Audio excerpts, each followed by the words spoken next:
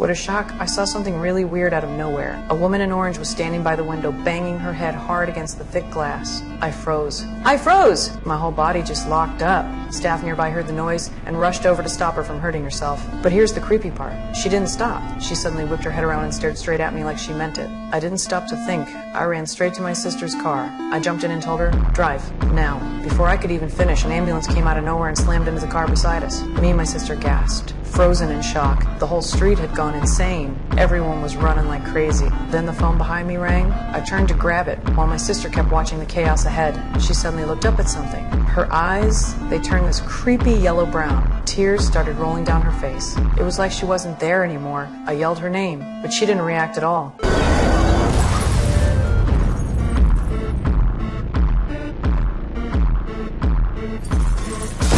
My sister looked out of it, totally lost. She walked right into the middle of the street, then slowly turned her head to stare at me.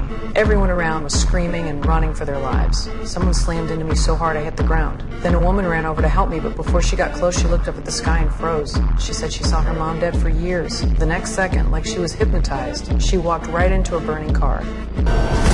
It exploded a moment later. The kind guy pulled me up. He was fast. We ran into the nearest house and slammed the door. There were already people hiding inside. They were all trying to reach their families, making sure everyone was still okay. The TV was on, giving updates about the disaster. That's when we learned. This outbreak had spread across the whole country. People who got infected just snapped. They went totally insane, doing things no one could explain. And the source of it came from the sky. The only way to stay safe? Cover your eyes. Don't look. Once we heard that, everyone panicked. They shut all the windows immediately. But now we had another problem. Food. Someone had to go out and find some. No one knew what was waiting out there. The guy who owned the place said he had cameras outside the house so we could track infected movement. Some thought it was too risky, but we had no choice. We had to try. So we tied one guy up just in case he got infected and lost control. Then we moved out to the door and turned on the outside camera. At first, everything looked normal, but then a strange cold wind blew across the street. A shadow slowly appeared on the screen. The guy watching it changed. His face went blank. And just then, we heard a strange sound upstairs. Everyone ran to check it out.